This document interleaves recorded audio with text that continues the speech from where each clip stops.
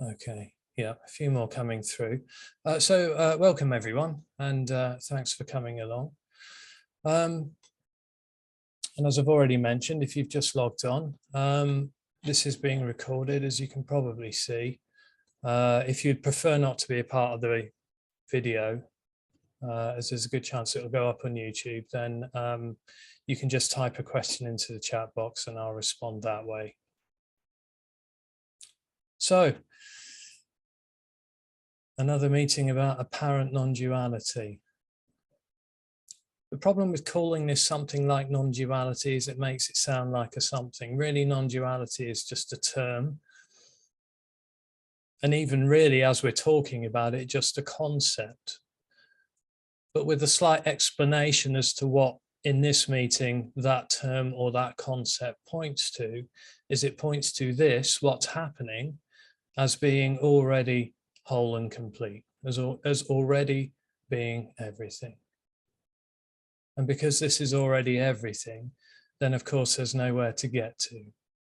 So non-duality isn't a vehicle to get somewhere. It isn't a teaching. It isn't an understanding. It's not a something to be learned or studied or understood in order to get somewhere else, somewhere in the future.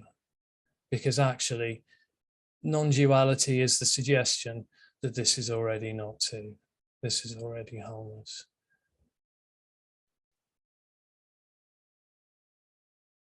And what that also means is everything you long for is already here.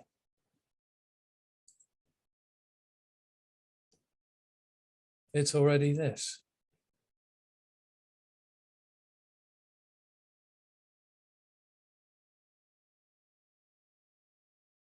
The apparent dilemma or the apparent problem is there seems to be an experience which gives the impression that this isn't wholeness, that this isn't what's longed for, that this isn't already everything. That experience seems to arise with a contracted energy. This expression is energetic. This is to do with an energy. It's not to do with the concepts. And out of this sort of contracted energy, this contracted sense of being a someone, of being here, of being present, of being aware, of being conscious, out of that arises this whole sense of a sort of a personal identity. And it is with this sense of the person or the personhood that the wholeness that this is seems to be denied. It seems to be pushed away, seems to be somehow lost or missing. And most seekers or most people would report that as being a sense of something not being fulfilled. It's a loss. There's a sense of loss. The individual, the me, the I am, whatever we want to call it, seems to grow up with a sense of something lost. And the seeking is a response to this sense of loss. It's a sense, the seeking is a response to the sense of the loss of wholeness, which is the illusion, which is the dream, because wholeness is never lost. It's just when there is a sense to be someone, which is separation, that's not seen or that's not recognized.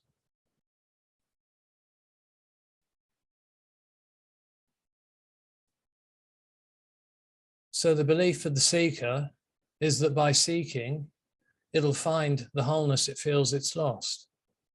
But the problem for the seeker is the seeker can only use its own experience, which is itself, to try and find what it feels is missing. The seeker can only see itself. So the seeker can't go into the experience of itself to find its way out of the experience of itself. And the experience of itself is actually illusory. So it's double fucked.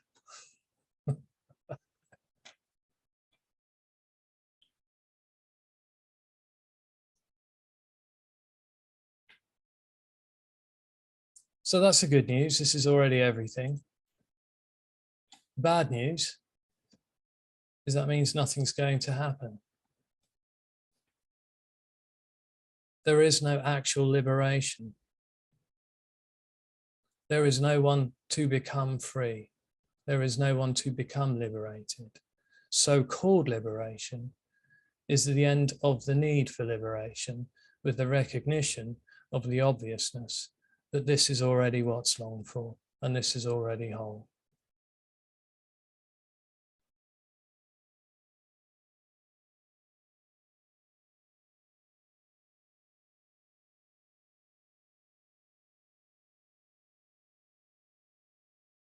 Okay, I think that's it for now.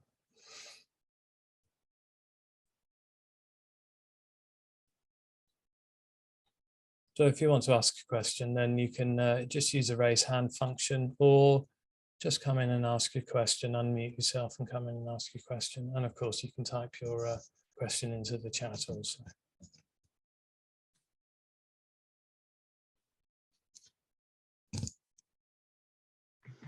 So hello, Dana.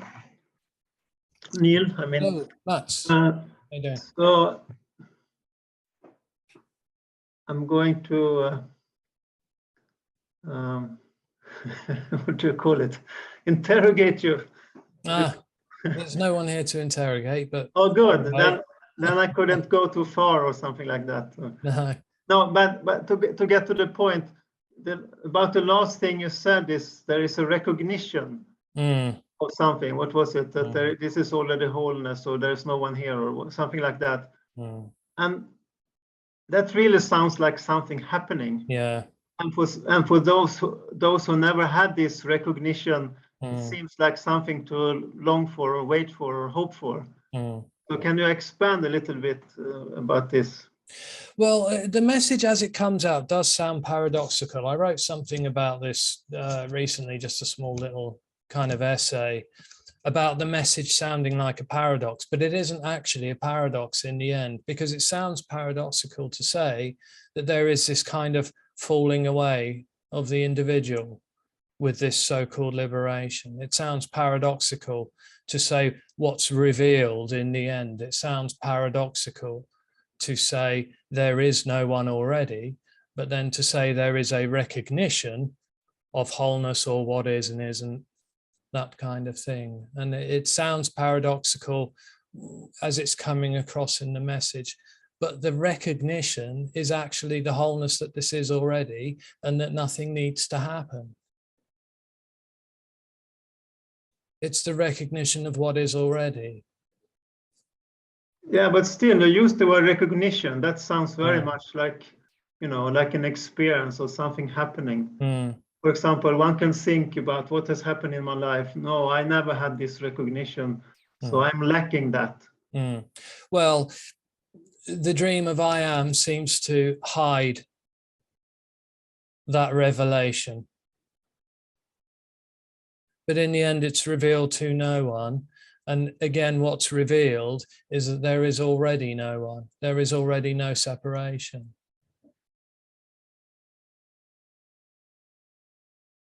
Yeah. Yeah, well, I get it, and I get that it's, you know, you cannot try to make a logical story that is nowhere paradoxical. There has to become some paradox somewhere. I understand this in a way, but still, it was tempting to see what would come out of you asking this question today. Yeah, no one recognizes. No one recognizes in the end.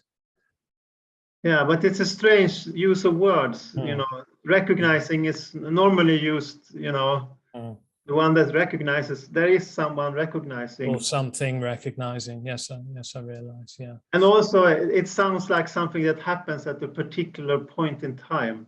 Yeah.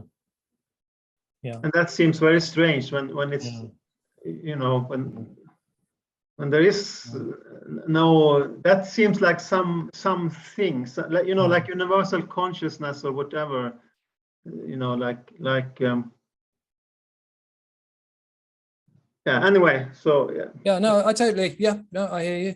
Yeah, to the mind it sounds linear, because that's the experience. That's how the mind seems to live. That's how the individual seems to live, in this kind of linear movement, this linear sense. So when it hears something like a falling away or a recognition, that it sounds like it's a recognition of something that wasn't there before. It's a recognition of what was always here. It's even that recognition. I guess my question at the deepest level is about, you know, whatever formulations we make, they are using a dualistic language. So some there will always be some point that can But all the while the words are going on, there's something energetic happening. As I said at the beginning, this is about an energy. This is about something energetic. Again, that makes it sound like a something, of course. Yeah. But there is something energetic happening. The concepts and the words can sort of untangle some misunderstandings. They can sort of untangle perhaps some sort of miscomprehensions in a way. But the words will never get one to what is already, of course. And the one that wants to get to what is already isn't really there. Yeah. And sometimes that can just be heard. And it's not the individual that hears it. It's not the mind that hears it. The mind could be right in the middle of trying to work out what the words mean and what does that concept mean and what does it mean to have a recognition that sounds like a something. It could be in the middle of doing all of that and then boom. It's all over.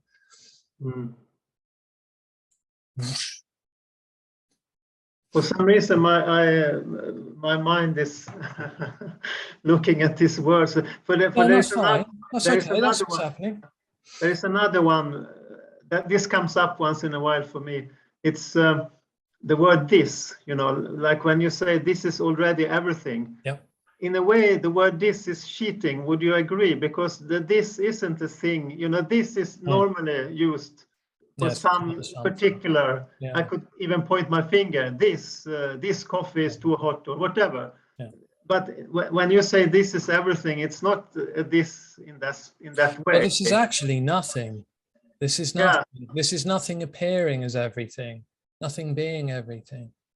So in that way, saying "this is already everything" is kind of making a trick, because the mind used to have this as a something, but it never was anything. The words will never say it, Mats. The words will never say it. What most people would report is something being resonated with. Yeah, and for me too, of course. Otherwise, something, you know, that the words aren't saying, but then something. I know for me, when I came across this message, there was just a being compelled, absolutely being compelled, but not by the words, because the words just don't make any sense. They don't make any sense. Well, actually, I would say here some of the concepts cleared up some sort of ideas I'd had in a way around some sort of teachings about something to get and all of that kind of thing. So in some ways, the concepts and the words straightened a few things out, so to speak. But really, the message is something energetic, and here it was something that was deeply resonated with, and I couldn't have told you what that is. And some people may identify with that or relate to that. Don't know, or maybe not. Yeah, I'm one of them. Otherwise, I wouldn't be here, of course. But yeah. And I'm not here on all of that. Well, if this was about the words, no one would be here. I mean, the words aren't attractive. It's not an attractive communication in that sense.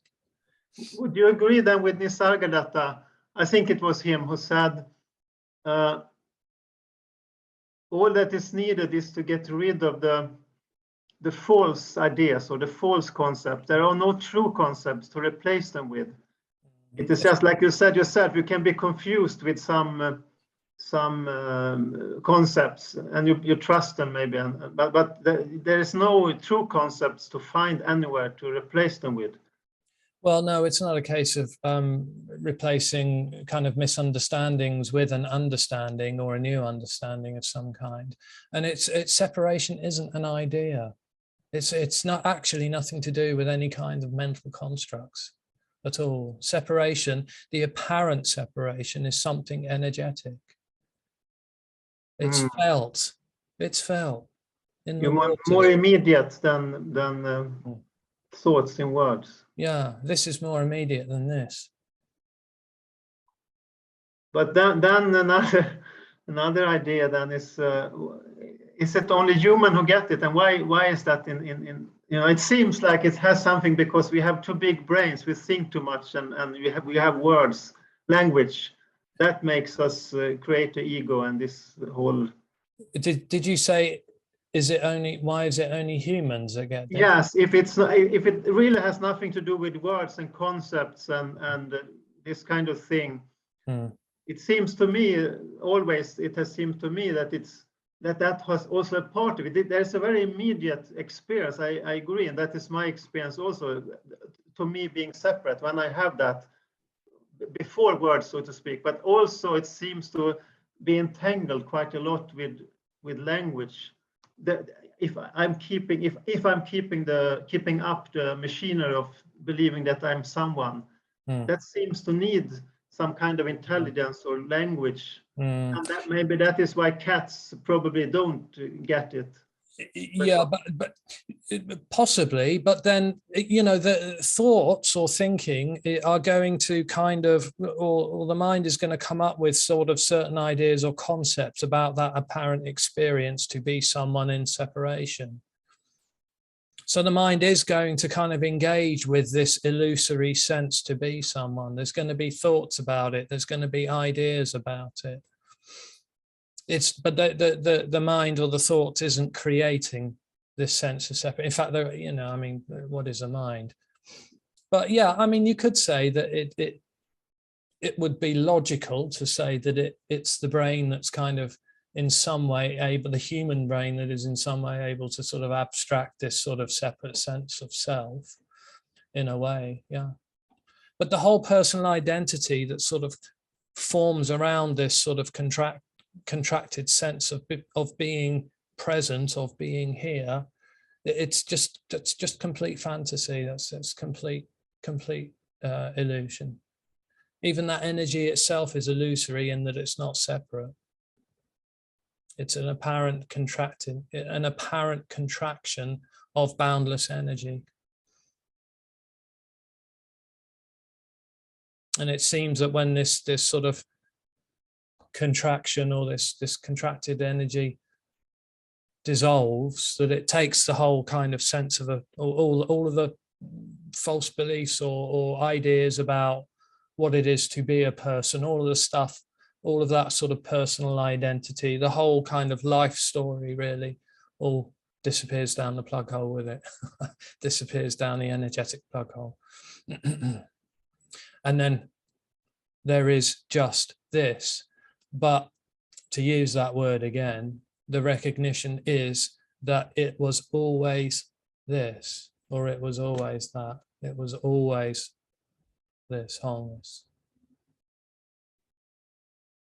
The death of the individual is the obviousness that it was never born. It was never really there. It was an illusion. Thank you. Thanks.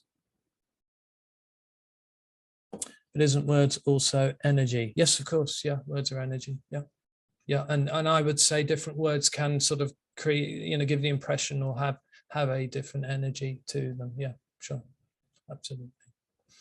Yeah.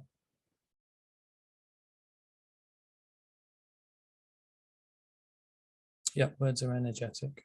Everything is energy, of course.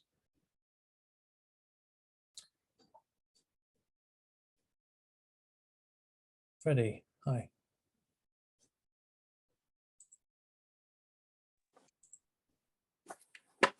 Hi, Neil. Hello. Oh, I've lost you. I'm here. There you are. Yeah, I can see you. Yeah. Yes, far away. Yeah, there was something that you said. I saw you say, I heard you say something on video that I found helpful. And it was about the paradox of everything and nothing apparently appearing simultaneously. You kind of explained it. You had a few words of explanation about it. I was just wondering if you could just repeat them. Well, again, there really isn't a paradox. The paradox is really only for the individual. It's a paradox because it's thinking about everything on the one hand and nothing on the other. Mm-hmm. It just seems that while there is that sort of personal experience happening, that the everything which is the nothing which is everything is just isn't seen or just isn't recognized. I think the way you explained it was about something has to come out of nothing in order to be. Okay. The nothing is what everything is coming out of. Well, no, everything is nothing. There's nothing there isn't something coming out of nothing. Everything is nothing. Or appearing in nothing. Well, everything is nothing appearing as whatever it is. Yeah. This is nothing appearing as a mug. Yeah. So everything and nothing are appearing simultaneously. They're the same thing. Right. There aren't two things appearing simultaneously. They are actually unbelievably the same thing. Everything is nothing. That's the part I don't quite understand. Well, you never will. I don't understand it.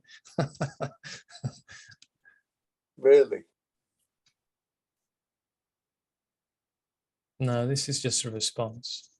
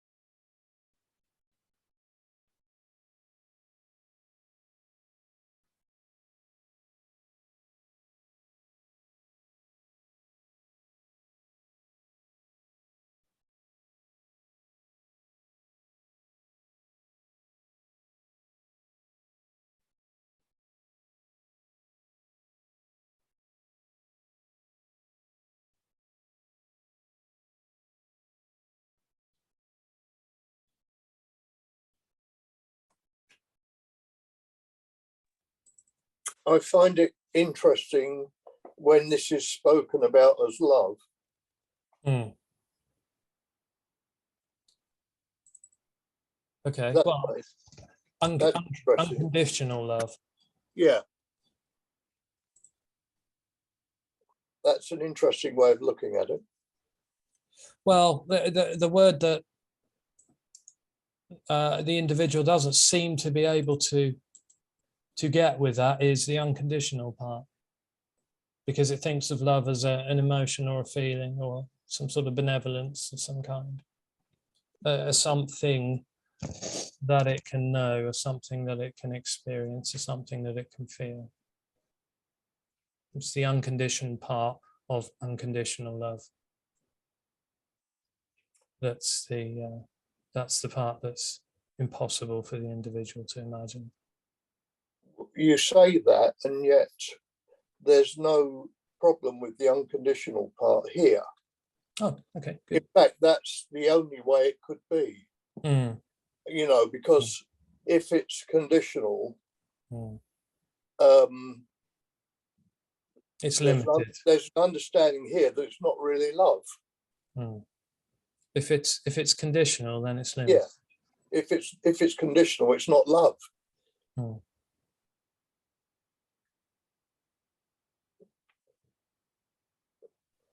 Yeah.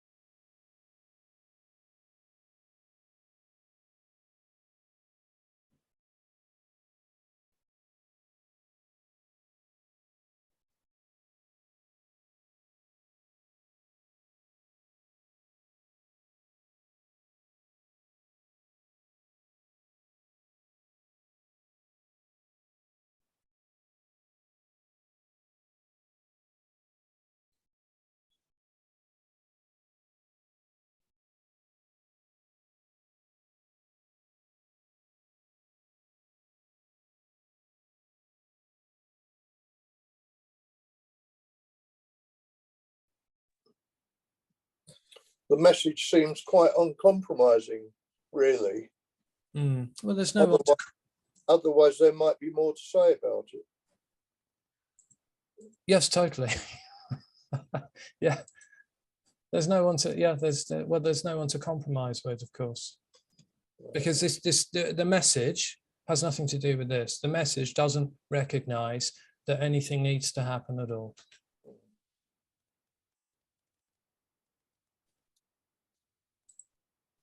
That's the whole thing, and that's just the stunning revelation in the end. That I could have sworn that I was on a journey.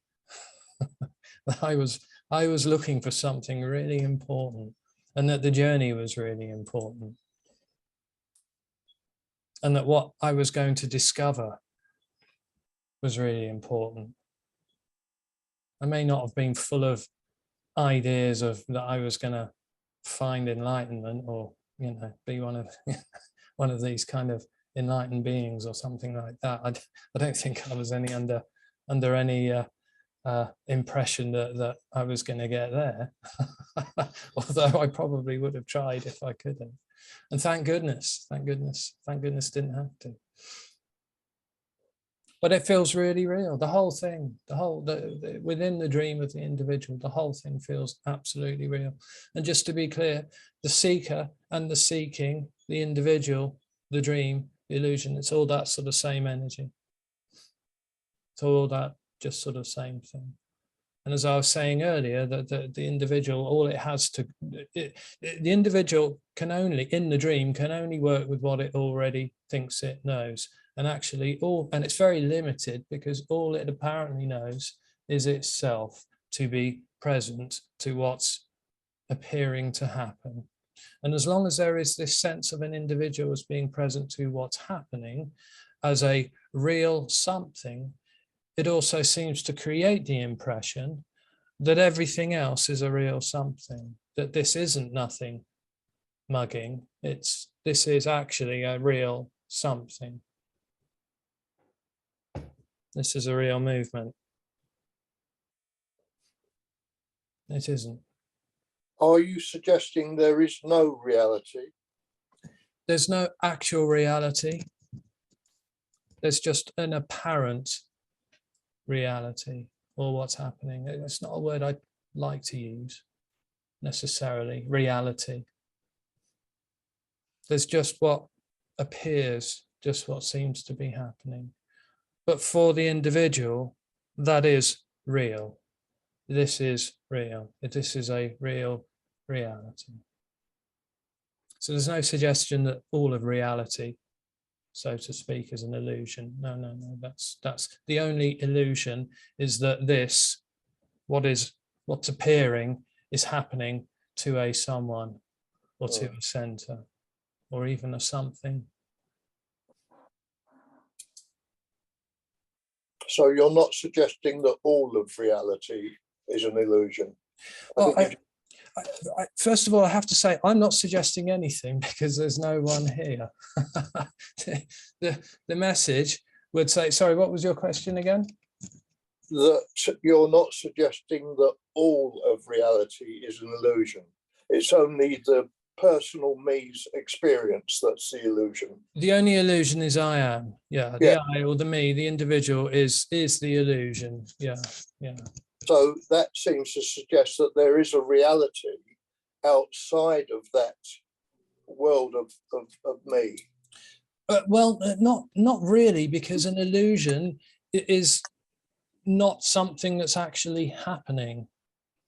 So there can't really be something outside. There can't really be an illusion and then something else, because an illusion would suggest, here we are back to the semantics of words again. In this case, the word illusion is meant to suggest that it's not actually happening. But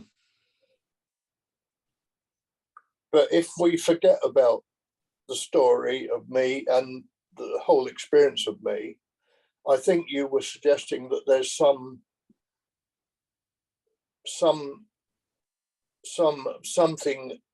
apart from that.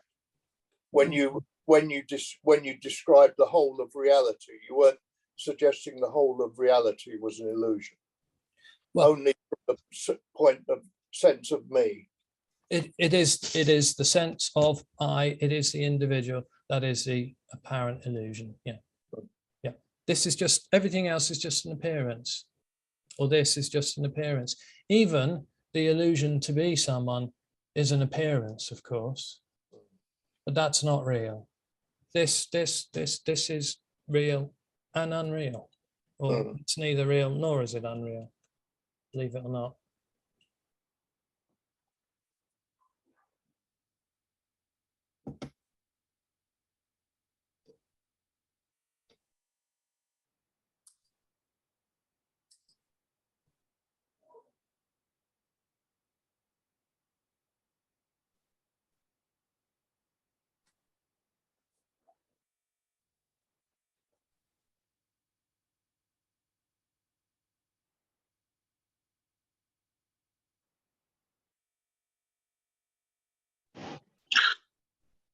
Hi, Neil.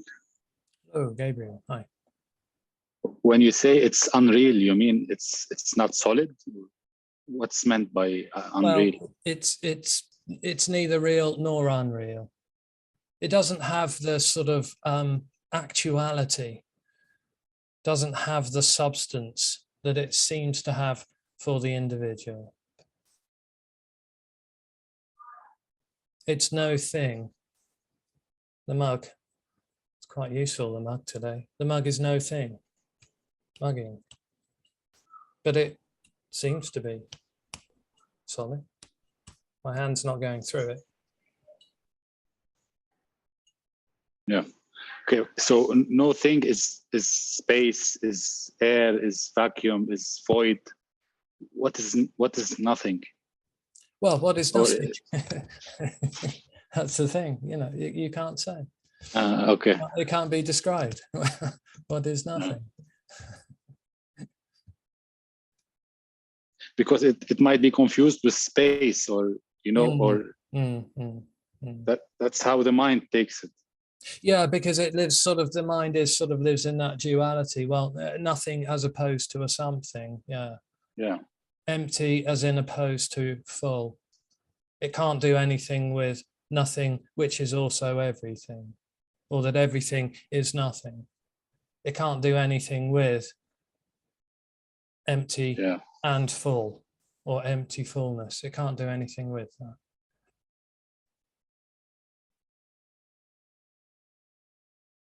Okay, thanks. Okay, thank you.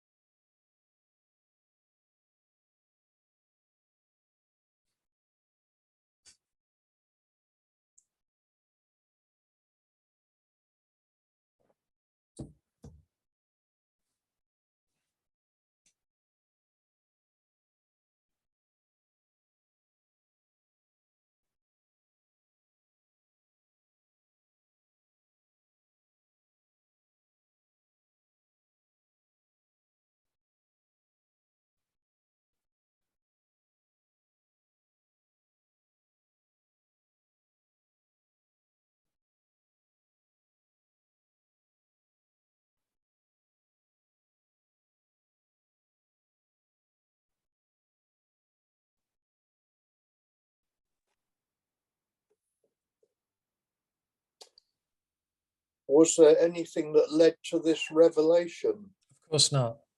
No. It's the revealing of what is already. Was there anything that led to the revelation? Well, there can't be. If it's the revealing of what is already, then it can't be. There can't be something leading up to this or to what is already. Because that would suggest there was a before everything that is already, and everything that is already. I was actually referring to the realization of the nature of this as it is in you. Was there anything that led to that? Well, no, because what's revealed is that there's already no one here, so there's no one to have a realization of this, and that's already the case. That's the surprise. That's the shock. So we can't say it is actually a revelation, as in something is actually being hidden and is then revealed. It's only said like that because that's how it seems to be for the seeker. There's however many people in this meeting at the moment. I would hazard a guess that saying most people would report to be having an experience that there is something to get, something to find, that what's being described from here is not recognized there. So it's kind of talked about in that way, in that sense, because for the individual, the separate experience seems to be real.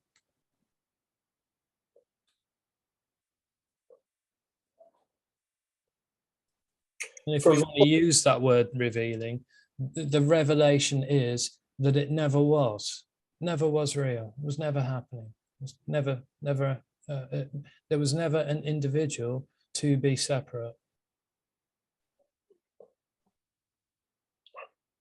Can also use the word obviousness sometimes. That's better. It's just an obviousness.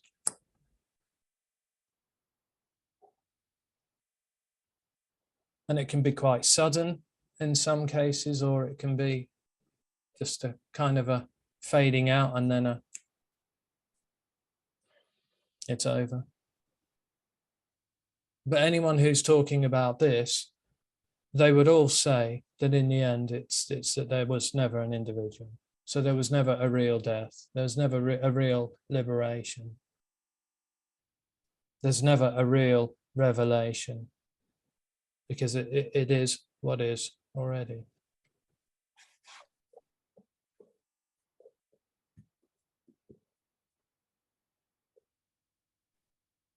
You're all sitting in it, wondering where it is.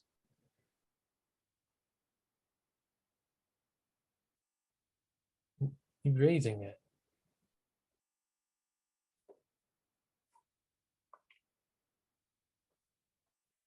Even the question, where is it? Is it? That's what's so frustrating about this message. I kind of understand it. It's such a frustrating thing to hear for the individual. And that's why it isn't special, because it's, this hasn't gotten somewhere that you're not.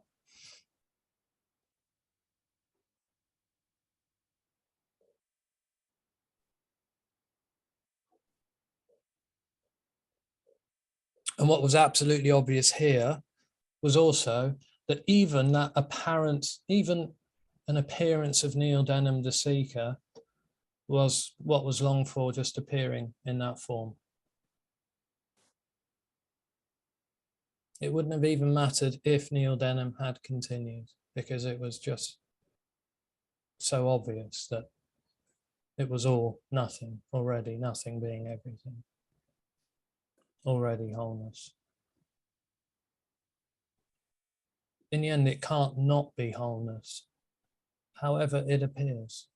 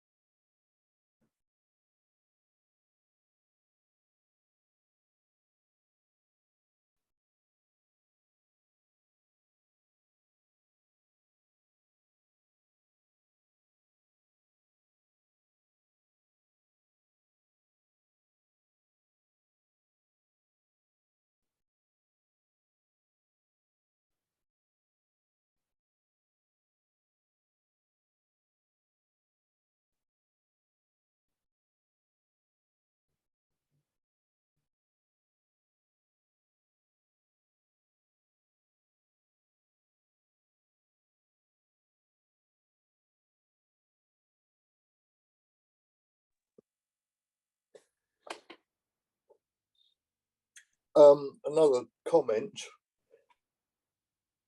I get a strong sense that this has got nothing to do with past or future. It can only really be appreciated now. There's just immediacy. Pardon? There is just immediacy. Yeah. Yeah. Because a now would sort of suggest or give the impression that there's a past and a future, wouldn't it? As in now is in between the past and the future, maybe. Well, only if you believe in the past and the future, whereas really there's no such thing as past and future. Well, for the individual, again, it's not really about a belief in the past or the future. The past and the future seem to be real, that what's happening now seems to be, is the result of what happened a few seconds ago.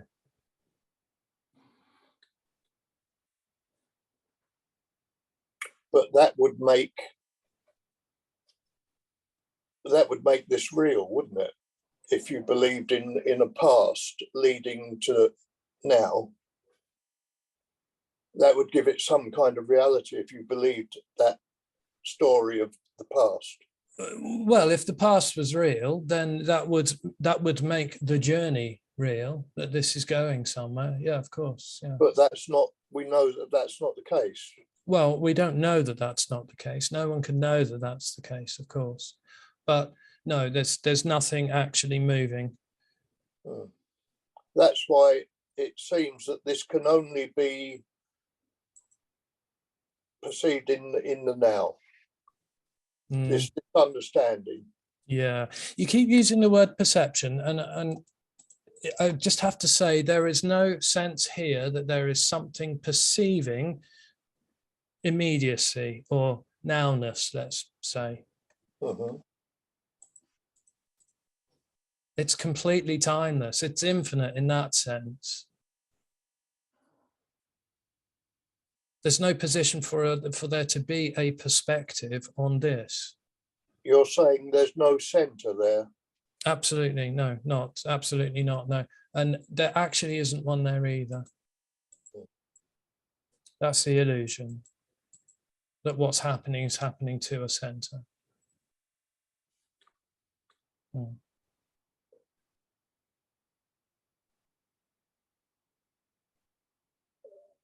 No, there's no centers and there's no edges.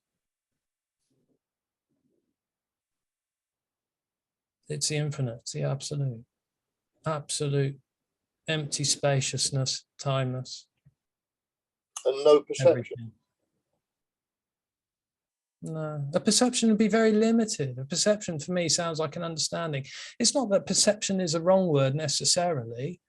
Again, not to sort of get caught up in the words, but to me, perception sounds like it is a special, there's a special perception happening again here that's not happening there. Or that there is a different perception here as to what's happening there.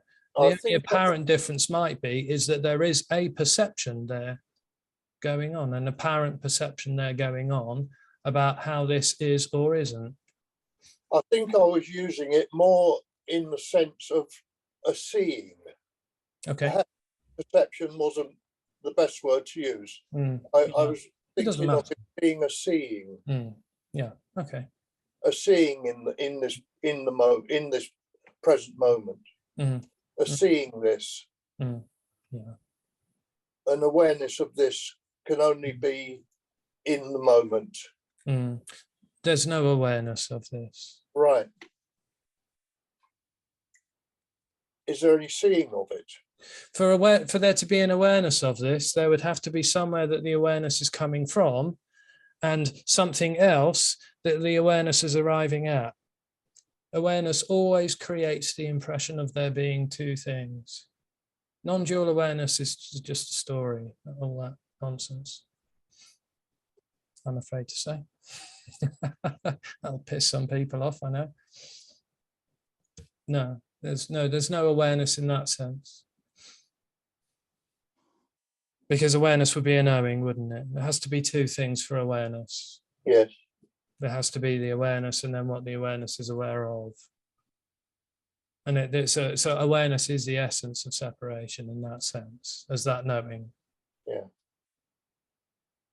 So no, this is completely blind. It's completely oblivious. This is not even aware of itself. It's completely oblivious to itself. It's completely without meaning, direction, or purpose. There's nothing behind this. So I know we can say this is energy, but there's nothing behind that energy. There's nothing behind this directing it or steering it or making it work or making it happen.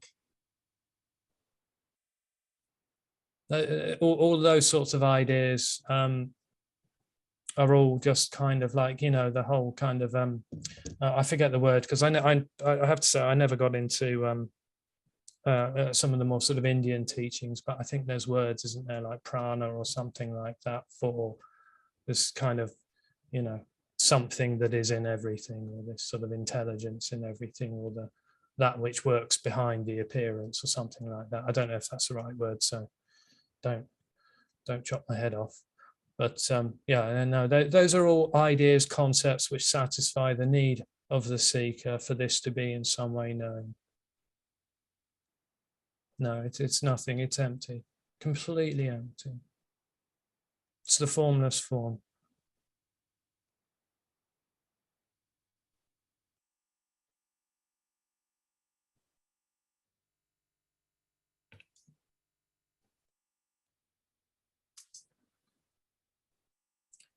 And there's a question, thank you, Freddie. There's a question in the chat. Hi, Neil. Do you think that listening to the live words spoken on this Zoom has a different dynamic to it compared to reading a transcript of the meeting? Yeah, I would say so, yeah. It just seems to be more alive when there's a live conversation happening. Yeah. But there's no rules to this. Someone could read something and just all over. I think the closest you'll find to the essence of this communication, you'll find in some of the really old Zen koans, like the old Basho koan, the old pond, frog jumps in, the sound of water. It's just an expression of this.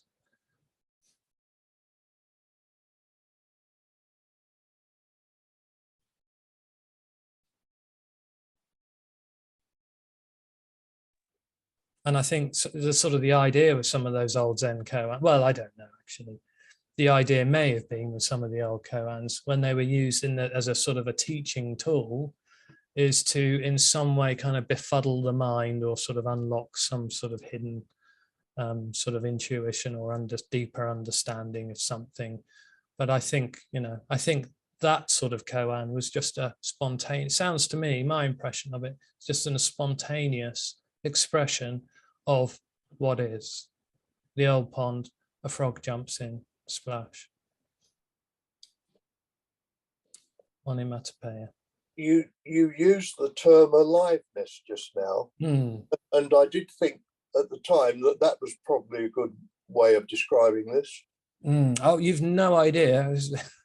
Here we are again. You've no idea how alive the mug is. This is no thing, emptiness mugging, but it's absolutely absolute aliveness. Not as a consciousness or as a knowing or as an intelligence. But it's just aliveness. And when there is that knowing of the individual, that aliveness just seems to be smothered. But only apparently. Sorry, when there's this knowing of the individual, the aliveness seems to be smothered. Is that what you said? Apparently, right. Seems to be, yeah. Yeah. So here, it was a bit of a shock, the aliveness of everything. It was because it's almost like that knowing, that energy or that contractedness is sort of almost like it's smothering in some way the senses in a way. It's like a veil of separation. I've heard it described as, which I've used before. I think that's quite a good way to try and sort of describe it. When the veil of separation drops, then yeah, the aliveness is quite something. Yeah, I've heard stories that some people would just want to just sit on a bench in a park for a year or something. And I could totally understand why that might happen in some cases.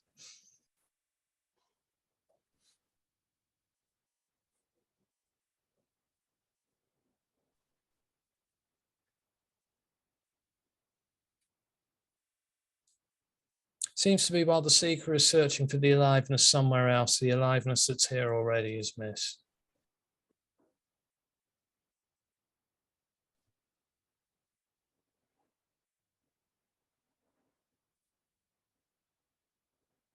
And the seeker lives in this perpetual dream story of this isn't it.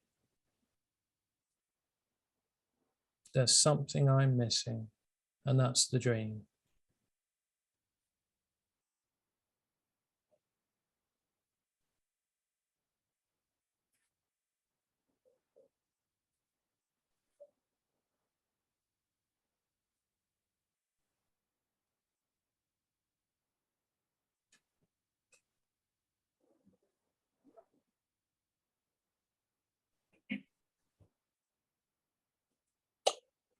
From what you're saying, it's kind of sounds that waking up from the dream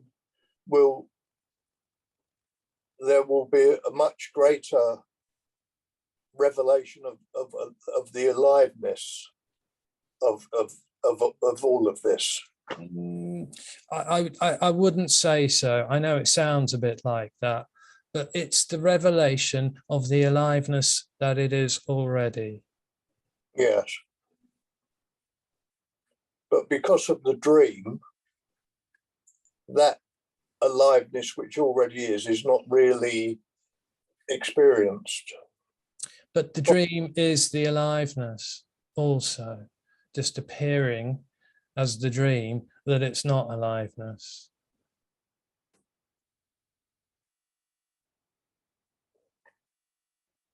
You seem to suggest that the aliveness was more apparently alive when the you fell away. It's overlooked. Mm. The aliveness that is already here is overlooked by the individual. Mm. But that doesn't mean that it's not here. No.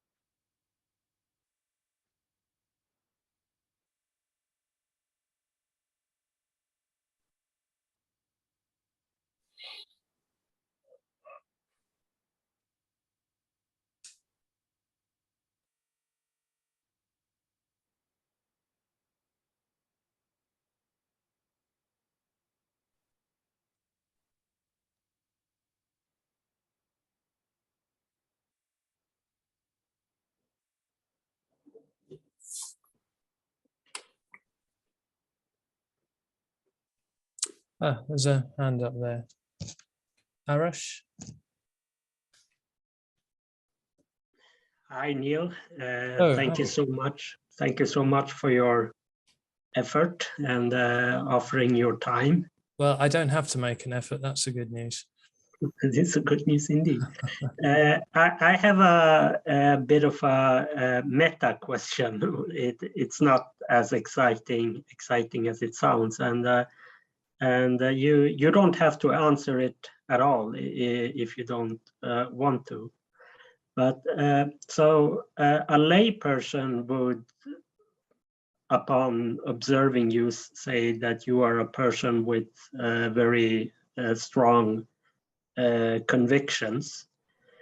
Do you feel that like your convictions fluctuate from time to time?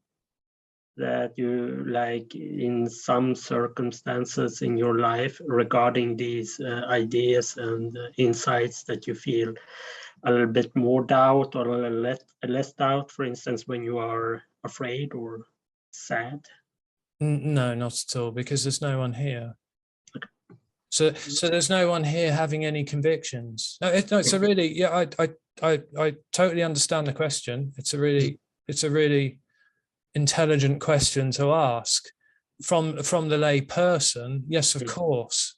Or I would say from the individual, then yes, of course, it can only seem like this has some sort of perception or conviction or idea or belief, or that something has been seen here that isn't seen there. Something, it's specialness. It always comes down to, it's got to be about something special, that something special is going on here, and it's just not. You would be really disappointed if you knew what this was. You would be really, it's really simple and just so ordinary. You know, it's getting up in the morning, farting and scratching your bum. You know, that's it. That's everything that's longed for every morning. So I have no convictions at all, and that's the exciting part in a way, because it isn't a conviction. It's not solid. A conviction is limited, and understanding is limited. And yes, of course, I've been asked this question in the past, you know, do you think your understanding would change? Well, if this was an understanding, then yes, an understanding changes. Understandings of things changes. Yes, of course they do, apparently, of course. But no. What we're talking about, it's a death. It's a dying of the I am. It's the end of the I am. So there's nothing left in the end to have an understanding or to have convictions. You know, what's being shared from here isn't right. It's not a truth. It's just a response. It's just nothing responding in, I assume, in that case, to the sense that there is something happening. This is nothing happening, responding to the sense that something's happening. And as long as there's something happening, that will feel important.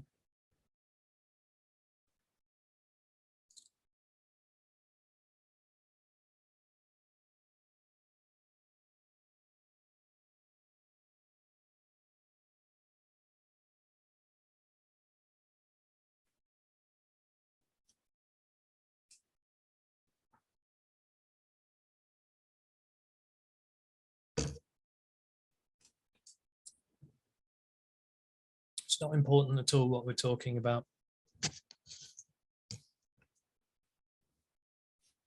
It doesn't mean anything.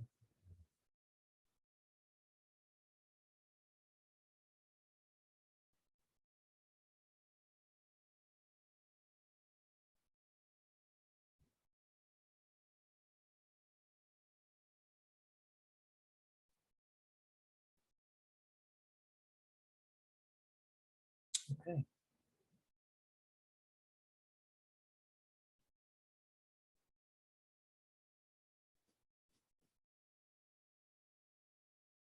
Unless anyone has any burning desires to ask a question, we'll stop the recording then.